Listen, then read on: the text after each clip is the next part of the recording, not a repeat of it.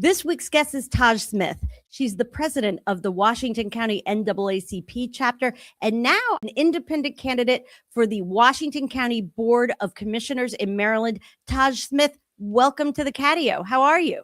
I'm good. Thank you for having me. Did you grow up in Western Maryland? No, absolutely not. I was born in Washington, D.C. Okay. And grew up in Alexandria, Virginia. Okay. So those things are not so far from Hagerstown and Washington County generally, but there's sort of a whole different world. Yes. Like a lot of places, you know, you're in a big city and then an hour and a half or so away, it's a very different place.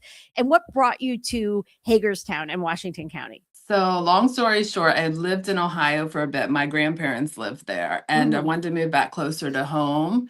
And somehow that became Hagerstown. I've been here about 26 years. Let's talk about a little bit about what your work is now and how that brought you to the NAACP and other community groups that you're involved with. So my background is in human services. I was doing case management with the DDA, and I decided that I got tired of working for other people and them telling me like when I was going to work, how I was going to work, and how much they were going to pay me. And so I decided, you know what? I've heard about this. Yes. I decided to start my own business. And that's how I ended up doing support broker services versus doing case management for an agency. What in your personal life brought you to this advocacy? A lot of things. Well, since I grew up in the DC area, my biological father was a cop in DC, and then my mom worked for the FBI. My stepfather was in the military. So I sort of grew up in this whole justice sort of realm. And I've always been interested in the way government works and the law. But then having a child with a disability, I realized real quickly that you had to fight just to get your basic needs met, which is painful because I'm also a tourist. So this idea of like justice and rights and wrongs is very strong for me. And so that's sort of how I got into it. I just saw so many things that were wrong with the system. And it's unfortunate because a lot of times people with disabilities are also impoverished. So you're fighting like this whole system just to get what you need. And it made me very angry. And I had to figure out like, how can I change this, not just for myself, but for other people? And so I started going down that advocacy route. What got you and when did you get involved in the local chapter of the NAACP for Washington County, Maryland? So I believe I started off just being a member of the ACLU because, of course, I mean, civil rights is just always something I've been interested in. You know, being in this world where I'm advocating for people with disabilities, I also realized like how much that affects people of color. I started noticing those things. And I think it also, they're just, you know, I mean, I live in a rural community, right? Racism does exist here, even though many would like to say that it doesn't. And my ex-husband worked for the juvenile justice system, and I just was noticing things that are even happening with these kids and different areas of town. Had services and others did not. And of course, those were communities of color. And when we got custody of his nephews. What kind of services? Just so people have an idea what we're talking about, you know. So, I mean, when you look at like community centers even, and the amount of money that's being funneled into certain neighborhoods, and some have pools and, other playgrounds are real nice. I was just going to use pools as an example. I swear to God, I'm like, because who's got the pools? Yeah. The indoor and they pools. have like, or there is a pool in the Jonathan Street, but that's a whole nother story for another day. But there is a pool there, but you could see that it wasn't as nice, or it had been so many years since maintenance had happened there, and just the different things that you notice. Even the way our school systems, the schools that were on the affluent sides of towns, they had all the AB programs and all the honor society stuff. And I had custody of our nephews, and when they went to one particular high school where we were living, they never came home with homework. And I'm like, this is so weird. I never knew a school that didn't send home I come homework. from a family of teachers, and there's homework. Yeah. And at Especially first I thought they were especially by the lying. time you hit junior high. By the time you hit junior Right. high, definitely. At first I thought they were lying. Like, come on, boys. I've See, been in school. You you're gotta part of have the problem. homework. Right.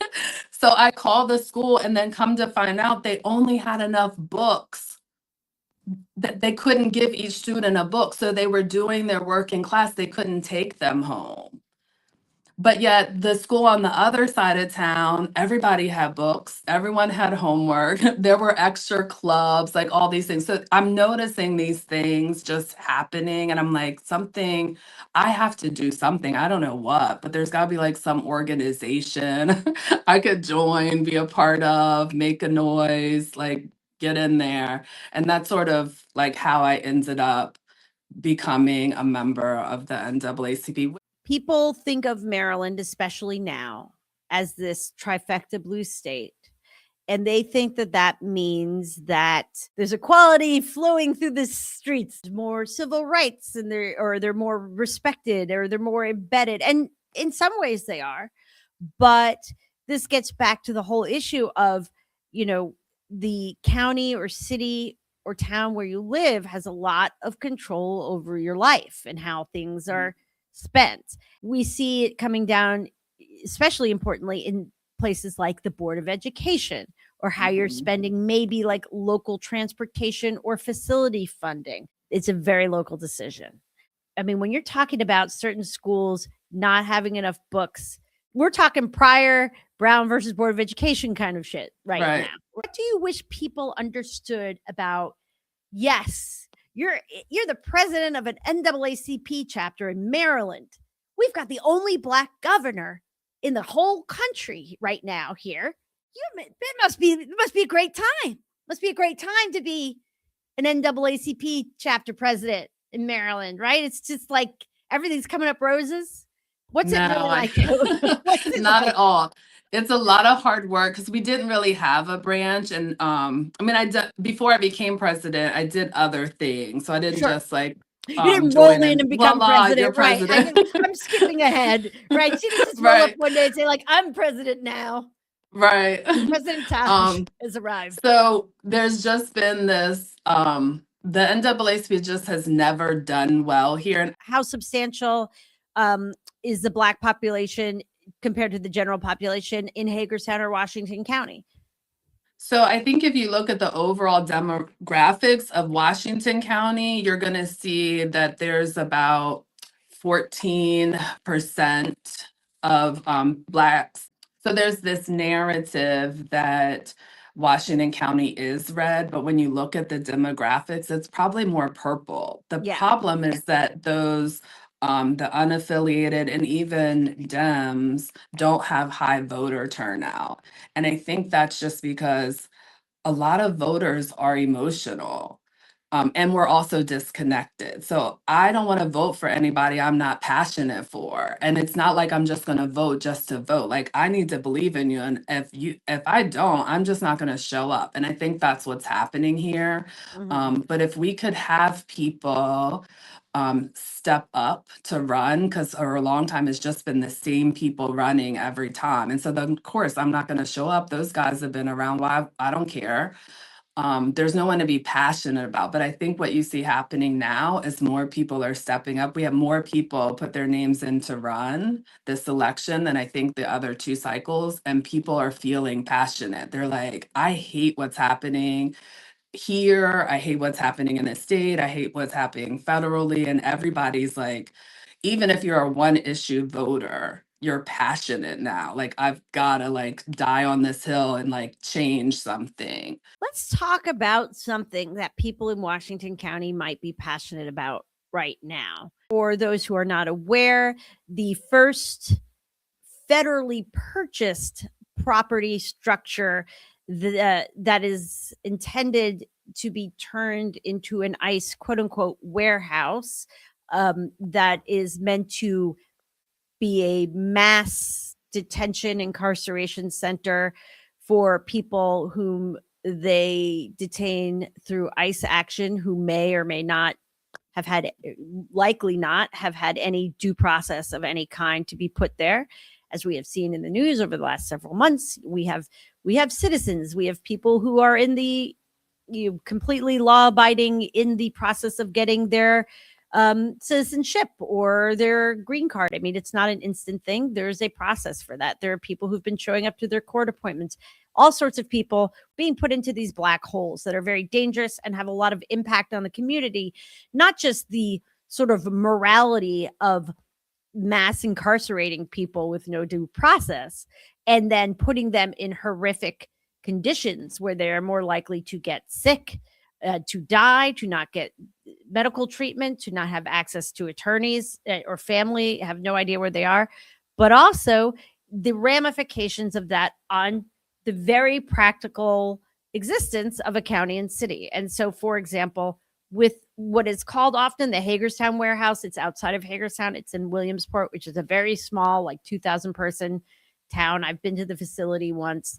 The impacts on the environment, the impacts on the sewage system and what can be handled, the impact on the water system and how much water is that going to be required and handle, the impacts on all sorts of things having to do with the grid, the impacts on, the well water of the people around them, the wind, there's a million things, the impact of traffic, the impact of people, maybe thousands of people in a detention center getting sick that doesn't have hospital service. And now those people are getting sent to the local emergency room.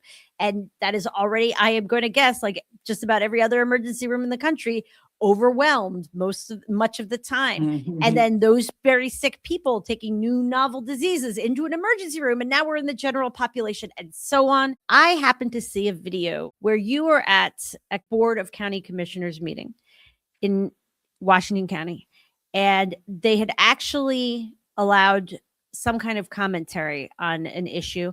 I wonder if you can explain what it's like typically to go to a BOCC meeting for Washington County, and maybe also explain what it is that happened that day when you were granted the opportunity to speak, which most people are not. They took public comment away some time ago. So we're just used to, I think, not being just so everyone's, I'd like to stop there for a second. These folks at the Washington County Board of County Commissioners, they have meetings weekly, but nobody from the public is allowed to talk or give any comment of any kind to the elected officials. Somebody from the public is we'll call it sassy, extra sassy. Like to a point, like everyone would probably agree that this person who is not an elected official, he's just a dude. Right.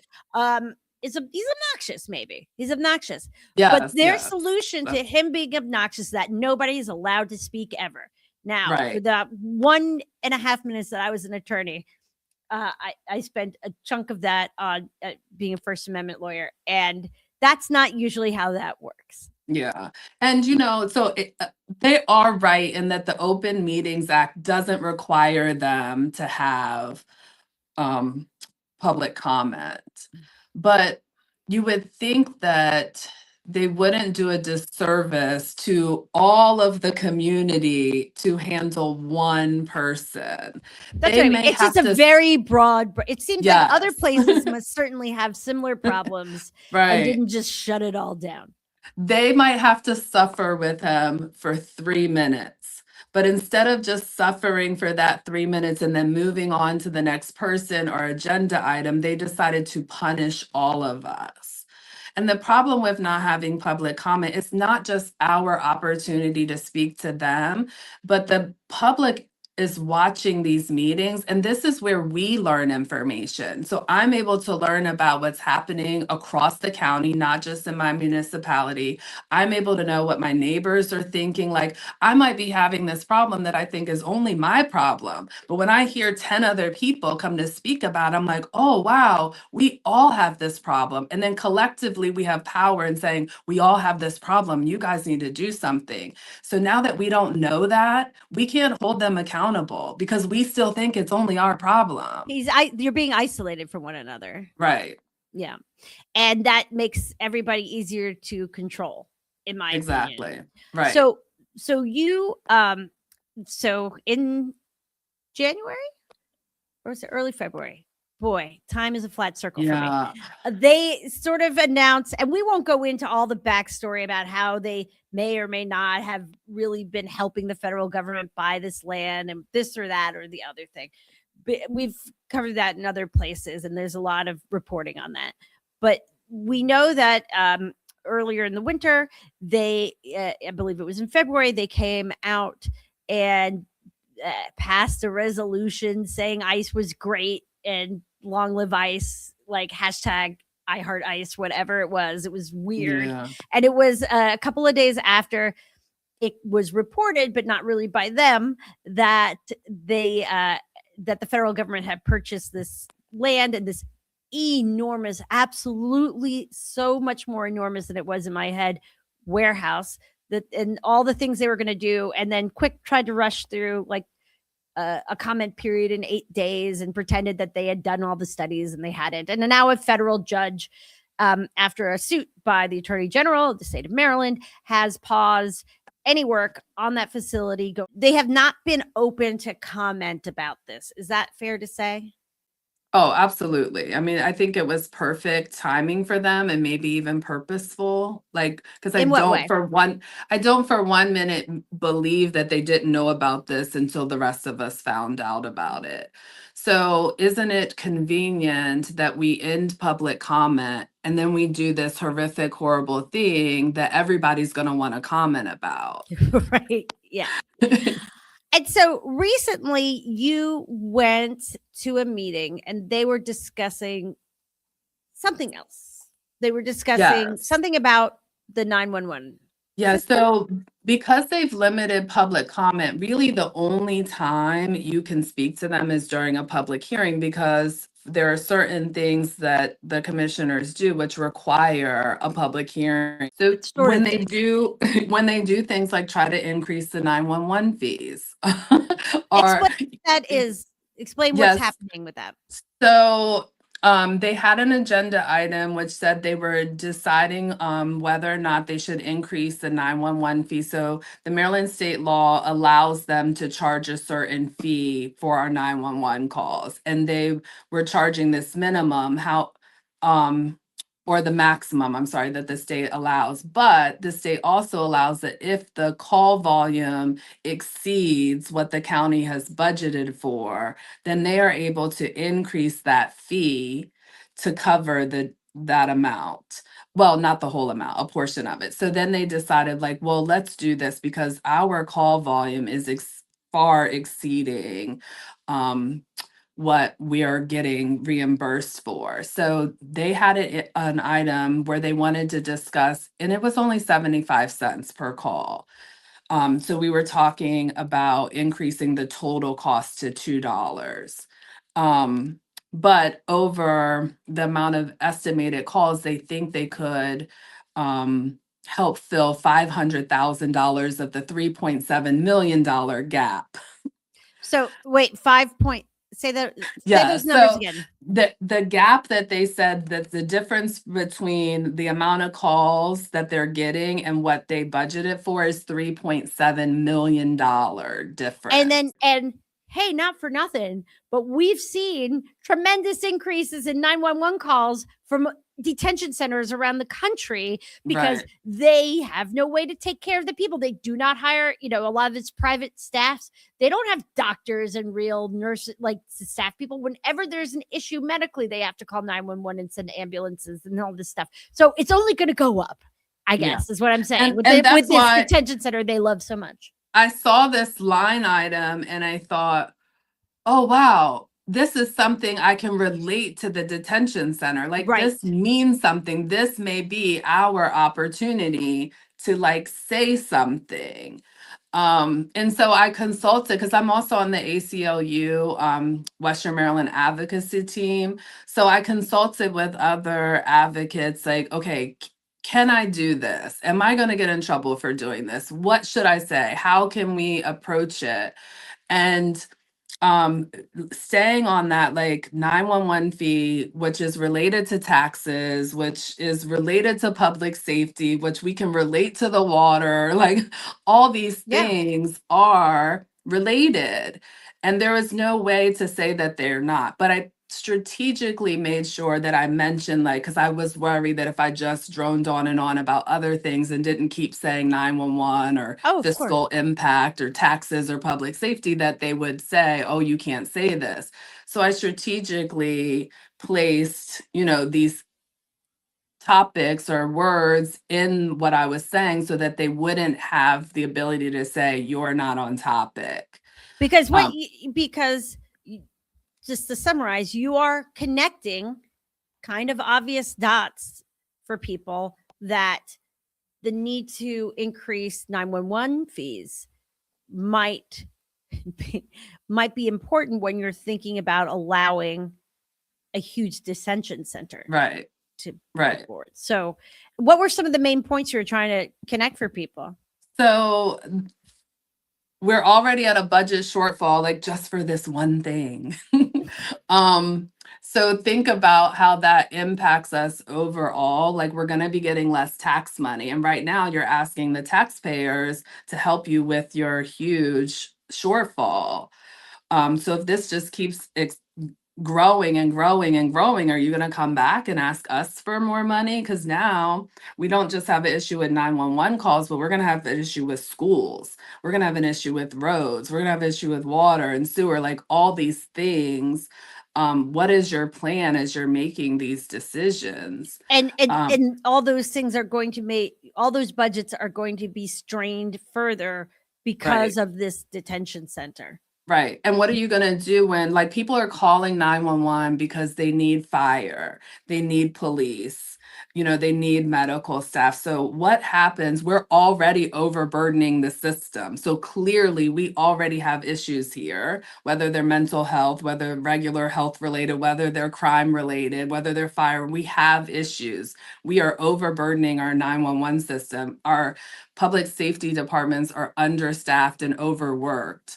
So what is your plan to address these things? You're going to bring 1,500 other people here who we're supposed to believe are the worst of the worst, but we're not at all supposed to be concerned about public safety. Or the strain on the water system, or the Right, strain on the ER system, which right, inherently, I'd like to point out, almost directly goes back to the strain on the 911 system. It's exactly. almost as if you were saying, hey, the 911 system is massively overburdened. P.S. You guys did lousy math.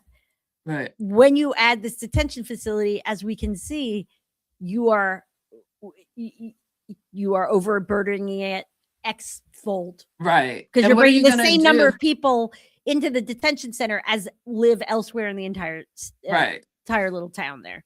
And what are you going to do when the feds can pay their staff double what we can afford to pay them here? We're going to have police officers leave. We're going to have EMS people leave, like all these people, because that's one of the things they want to sell us, like, oh, it's going to bring great jobs here. Well, who do you think is going to fill those jobs? It's going to be the people who are already in jobs and then they're going to leave their jobs. And how is the city and the county, or even Williamsport doesn't have their own police, but how are they going to then recruit and retain officers when the benefits and bonuses are so high over here? What happens to our local police department and our fire departments?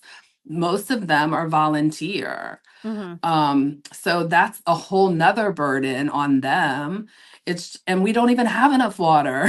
Like, we just that's one don't of the have big enough issues water. that's one of the big issues with the and I'm not pretending to be the world's expert on this, but my understanding is that one of these studies they didn't really do was the effect on the water table and the well system Mhm. and the entire water system and how it's already overburdened there. But and Yeah, if you don't have water, it's hard to fight fires.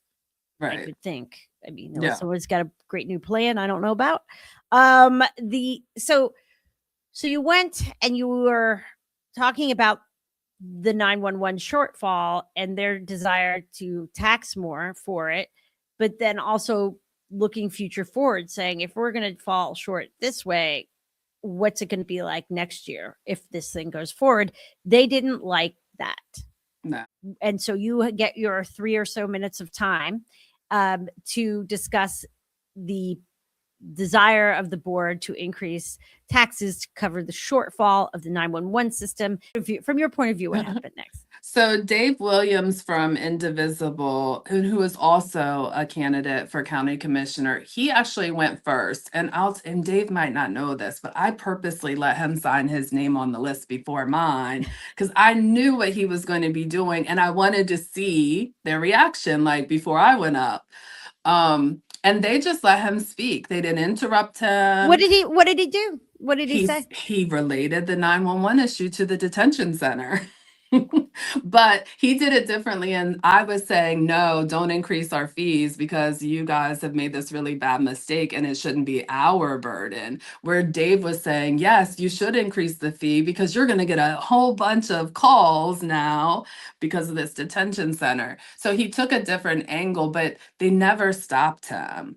So I was like, oh, this will be a piece of cake. I'm going to get my 3 minutes. I'll just say it and I'll sit back down and watch the rest of the meeting. So I think what happened is that line where I said the county administrator claims. Now, see, I don't think that our county administrator is used to being called out during the meeting. Which, by the way, is pretty mild of a call out. But go ahead. Yes. And not only that, but like what I said she claimed, she just got done saying before they called us up to speak. So I'm repeating her own statement. What is her name and what did she say? Okay, so Michelle Gordon is our county administrator. And I was saying that, like, they're claiming that this detention center, like, nothing to see here, basically. This isn't a problem. All's well It's a and nothing burger, with the 2 world. years ago. Yeah. And then I was going on to say, however, but I can't remember the exact words I used, but I had taken her exact statement from the statement they released about the center. So anyway, I think because my opinion is, and looking back at it, that because she's not used to the person, like usually we're yelling or calling them names, or whoever gets up to speak is accusing them of some wrongdoing. But because I mentioned her, I think that was like, whoa, whoa, whoa, whoa. She wasn't used, because if you notice, she's the one that tries to stop me first.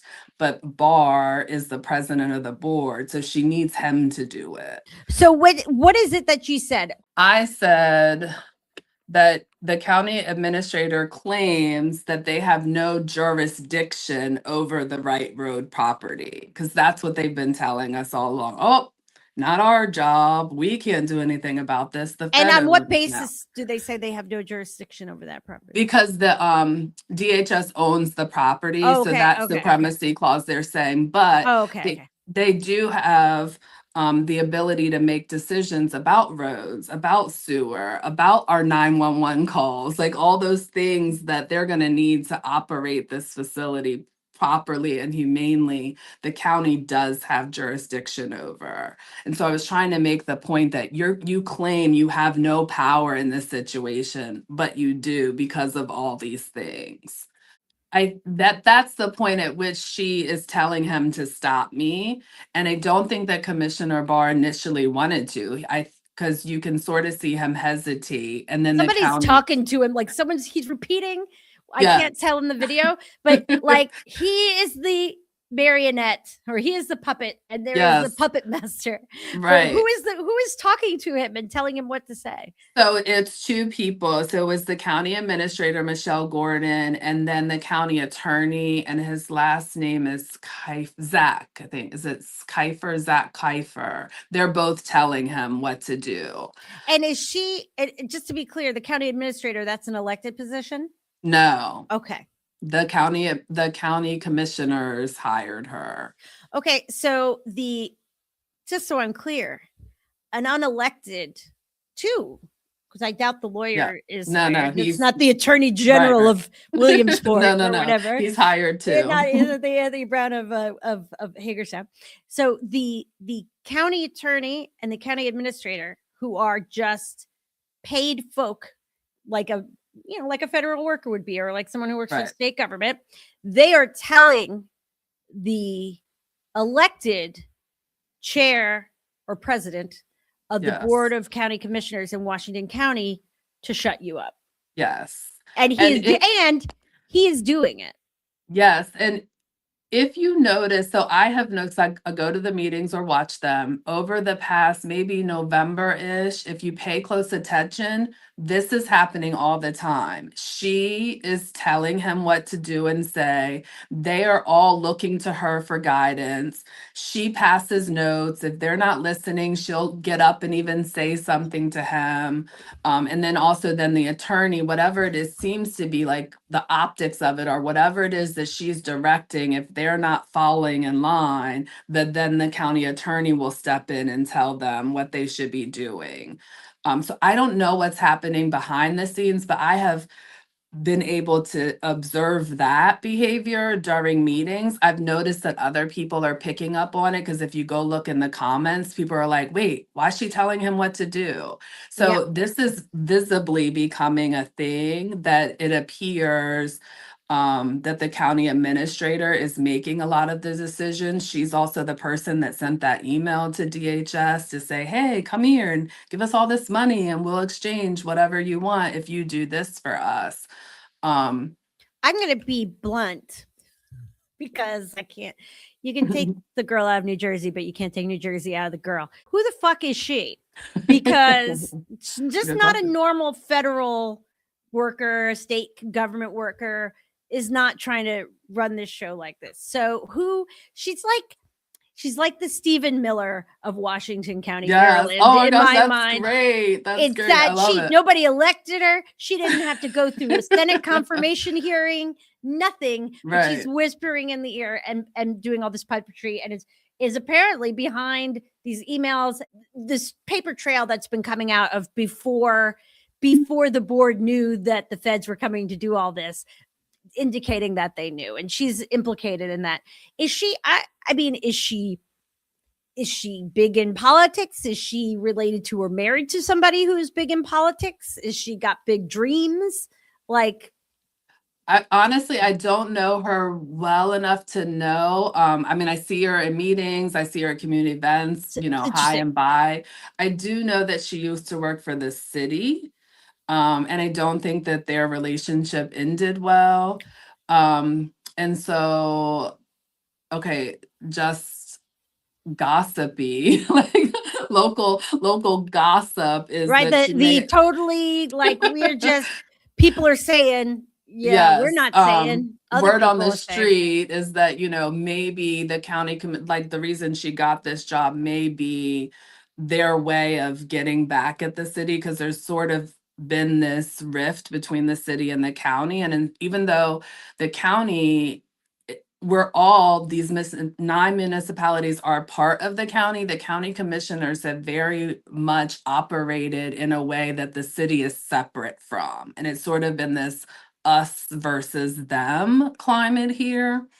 And so could her hiring have been a way, okay, let's like give them a big F middle you. finger to the, Like we'll take the person you got rid of and then we'll put her in this position. And so since she's been there, that climate of separation like has grown. It's like a bigger thing. All the money that the state divvies out like gets funneled from the county to the municipalities. Okay. So for Hagerstown to get funding, it largely goes through the county. Yes. And then they get their own funding, and that we also pay taxes. So I'm a resident of the city of Hagerstown, so I pay taxes to the city and the county. So the city has decided that with their money, they're going to have their own police force. We have our own police and fire in Hagerstown where other municipalities don't. So they rely on the county to provide those services. But really, the city of Hagerstown provides water for everyone. So the county is buying water. Well, I shouldn't say everyone. There are municipalities like Boonesboro has their own water, and they provide it to Keedysville. But mostly the county is pulling water from the city's sources, and that's where this water becomes an issue for the detention center. I was about to say, I have some follow-up questions. Does the city of Hagerstown control the water? Well, DHS is going to have to go to the county and say, we need more water. The county is going to have to go to the city of Hagerstown and say, we need more water. What if Hagerstown says no? They do have a right, because they talked about it in the meeting with the water. They do have a right to deny water if doing so would be at a detriment to the city as a whole. So they can't just go, we don't like you, we're not No, giving you water. but we've already Right. established there's apparently not enough water resources in the area. Right. Right. And they're looking to double the size in this small area. A facility of this size, is going to require infusion of infrastructure around things like sewer and water. Right. And Hagerstown, like, fuck, I'm not getting, we don't have enough water, so no, you can't have it. And also, we're not taxing people to get you pipes to go out there. Right. We're And gonna even say you if didn't they're ask willing anybody to, for- even if they're willing to pay for it, there needs to be consideration for what that does to the rest of us. Because Mhm. what if there are 2 fires in the county at the same time? Which doesn't seem so far-fetched. I mean, to Right. me, Taj, I'm in a lot of signal chats. When it comes to signal chats, there are 2 choices, and that is sort of lightly, panically pay attention to all of them or nothing. And so, like, I get pieces of this information. And I don't think people understand Hagerstown, the city, not the county, controls the water. Right. And that the federal government would require the taxpayers to pay for the infrastructure to get them the water that they would need, and that they would be taxed on this in some way or another. People don't understand that, like, no, there's not enough water in Hagerstown. The county doesn't even own the water. They okayed something for a facility that was never designed for that. It's got Right. like 3 or 4 toilets in it. They want, and the city is strapped for water. The county, who gave them permission to do this shit, doesn't own the water. Right. They have to get it from the city. And also, they're going to have to build all of this infrastructure and roads and this and that and the other thing. Right. And so I think it's so important when you're going in there and you're talking about the 911 system. And Dave Williams, who I've not met Dave in person, but am I correct in saying that Dave is a person who at least presents as a white man? Yes. Okay. Dave is, I'm guessing, presenting as maybe a middle-aged or older white Yes. gentleman who Yes. is talking about stuff and saying, like, taking a slightly different position, saying, like, yes, you're going to have to raise the taxes, and you guys hate taxes, I thought, but you're going to have to raise Right. them more and more and more and more and more and more and more Right. to Right. do this thing. It's actually going to be really bad for the economy. Funny how Republicans keep ruining the economy. And and you came in and said the exact same thing, except your point was more on the reverse side, like, no, we shouldn't do it because we're going to have to raise the taxes and we're Right. already overburdened. And so when you're talking about there being 2 fires in the county at the same time and not being able to handle them because there's not enough water now, and then let's say it's a year from now, and now there's next summer 2026 even, or 7, there are Right. 2 fires in the county, and one of them's not going to have any water to put it out because we don't have enough water, and now we're streaming a disproportionate amount to this one place that's sort of out in the bit of super rural area of the county. Yeah. Right. Yeah, exactly. And it's yes, I'm saying all of those But things also, and what would making you it, like to but say? it's I like just want to catch it because I think that, like, I it's kind of also follow this, but people who are normal, like, yeah. but care, may not realize any of Right. this. And I'm sort of putting some of it together just by listening Yeah. to you. And I'm There's putting close to my also camera. like this sewer issue. I don't think so. The county handles the sewer, but I don't think we're having enough conversations about what that means. So Yeah. the way this, and the sewer treatment plant is right there. It's like, you could go around the corner and you'd be at the sewer treatment plant, but it is not big enough to handle the amount of waste that's going to come out of this building with what they're telling us will be there. That's going to, and those pipes, from my understanding, are terracotta. So, and the pressure is wrong. Like, there's no, Terracotta. right, they're really old pipes. But also, like, that feels so like Well, not- Southwest. Not necessarily the the warehouse is, it's newly built, but like all the The stuff stuff leading around to it. it. The stuff Yes, that's yes. Everything in the problems. ground is There's problems. old. Everything in the ground is old. That's the thing. Yes. And so when we talk about the amount of sewage that will now, if we're to believe that they're going to treat people humanely, there will be a ton of sewage that facility cannot handle. The pipes aren't going to be handled. It's going to be a big issue. There will be sewage backup. They're They're fast tracking it. They were totally fast tracking it, and only this federal injunction has stopped it. They told Van Hollen's office that they want it done in 90 days. So like we're seeing this rapid, like we're going to get people in there ASAP, but all the work that would need to be done, even if we were doing things like the way they're supposed to be done, we're telling the public, we're doing all the things right, it would take well over May. Like we're looking at like 6 months to a year of work to get just the sewage treatment plant up and operating and expanded. They're digging up roads. Yes, all the things. I mean, all the things. And, we don't know all about this, but I live very close to the inner harbor in, Baltimore, not close enough that you would think the water would ever get here. You learn pretty quick a little bit about how sewers work when the water makes things come back up. And that can happen to you if and there was no problem with our house. It was out in the stuff underground that was old. Right.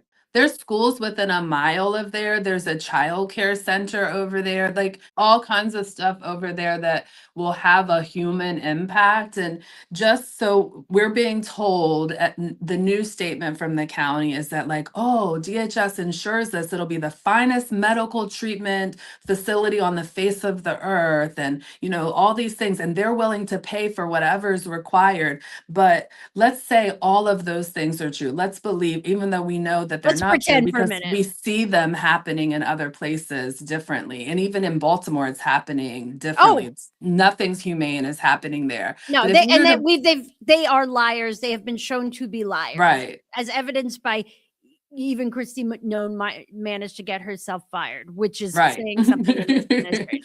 But if we believe all these things to be true, we put on our rose-colored glasses and believe everything we're being told, there is no way to humanely put people in there by May. You just can't do it. So what that tells us is they don't plan on doing it this way. They plan on using porta potties. They plan on not feeding people. They plan on not letting them shower, like all the things of being treated improperly.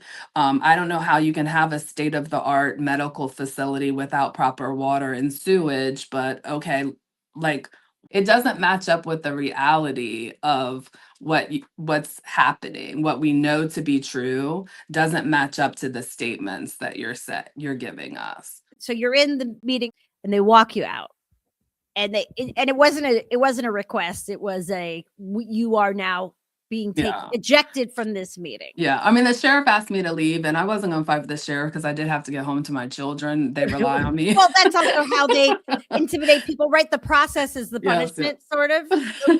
Seriously, though. I mean, it's not that we think we're going to keep you in jail, but we're going to make this have so many bad ramifications for you and your loved ones in your life that you're never going to speak out again. I don't think that's true for you, but so they kick you out. And did they tell you why? So, well, I will say this, the sheriffs at the county commissioner's office are lovely. Mm-hmm. I know they're just doing their job. If I ever get trespass notices in my lifetime again, I want them to give it to me. They are lovely people. So I knew that they had asked me to stop because they were saying I wasn't on topic. And I said, no, I'm talking about the 911 fee. And I kept going. So at that point, from their perspective, the fact that I kept going made me disruptive. But if you watch their behavior, they're the ones that's actually being disruptive. So then they threw me out for being disruptive is basically what the trespass notice says. I got to tell you, according to the comments of my Instagram post, you were not disruptive, and they thought. I don't think anyone's ever called me maybe a couple of teachers in my lifetime, but disruptive's not usually my jam. Like I'm usually like stubborn.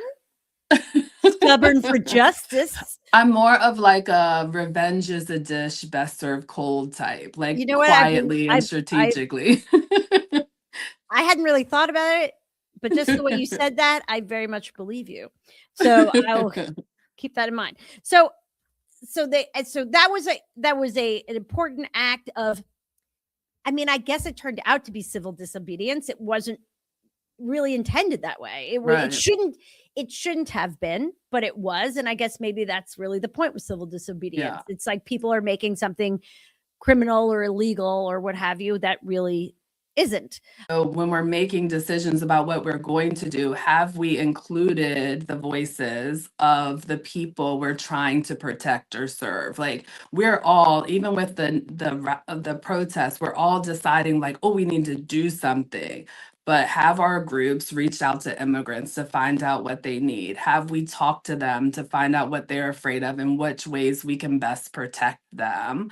And so I think moving forward, that's one thing that we all should be doing is maybe not just doing things so quickly because we feel like, oh my God, it's going to happen. We got to do something, but taking more time to be thoughtful in what we do and how it affects people.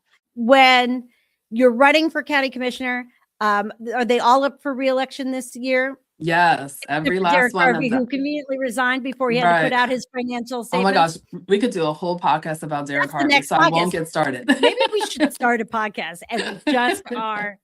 That might have to eventually. You might. I don't know how that would work with the election laws or whatever. Yeah. But it's interesting.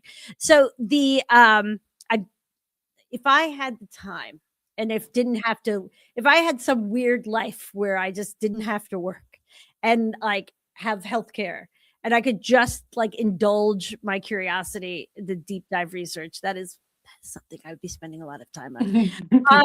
That person's connections. I've dabbled. Yeah. But so you're running, everyone's up for election, and it sounds like there's some people and like who are running too, but it sounds like there's room for lots of folks. So what should we know about the election and where can we find your information? Yeah, no, it's really exciting because I think last time we had the same old people run and maybe 2 extra people, and there just wasn't this excitement, I guess, because unfortunately those 2 other people didn't win. But so I think now we've had on both the Republican and the Dem side, like extra people. So they're gonna like have to primary each other. And then you've got me who's running as an independent. So there's lots of choices, and I think choices are good for people. I don't see it as a competition at all because there's 5 seats. So you just have to say, like, here's where I stand, what I believe, and what I would like to see happen, and just let people pick who And they think those best 5 people are. And if you're running as an independent, that means it sounds like there is going to be, I mean, the primary in Maryland is June 23rd, I believe. Mm-hmm. And now are you going to have to run in a primary or are you just No, to the I'll be in the general election. Where can people find your information so they can know whether or not they want to vote? I have a website. It's www.wasco 4 Taj Smith. Wasco 4 Taj Smith. Right. Yes, we'll put it in the website. And now, conveniently, hold on, this guy. Oh, he's mad now because I held him on. Say hi. Hi. Hi. That's Hello, George. kitty. That's Georgie. He's like, Mom, you just held me weird, and now I'm going away. I think in an awkward way. But we like to prove that we are actually Callie's. Now, I didn't ask you whether you have a cat. I do. I have 2. I have one named Rowdy, and he is exactly that. It's like the perfect name for him. And then I have Georgie. She got kids. I have Sassy, who is not at all sassy. She's very like skittish and I have a shy. Sookie who is in fact sassy, and a George and a Hanky who is skittish. And then we have a dog, and his name is Chubbs, and he's a menace. Chubbs is a great name, by the way. And as we like to remind people, we are not just for cat ladies or cat daddies or cat folks, but we also embrace our uncatted allies who vibe with us. And so we end every podcast with a little claws out meow. I'm going to count us down. I'm going to do claws out. I'll give you an example, like 3, 2, 1, claws out. Meow. Okay. Come in with me on the meow. like that. You will see how it goes. Yeah, we've had varying degrees of success. All right. Okay. But I feel like you're a cat lady. So I feel like you're going to nail this. Okay. All right. 3, 2, 1, claws out. Wow. I'm Very like good. serious. But... That's good. That's good. You're a fighter. You're a Taurus cat lady.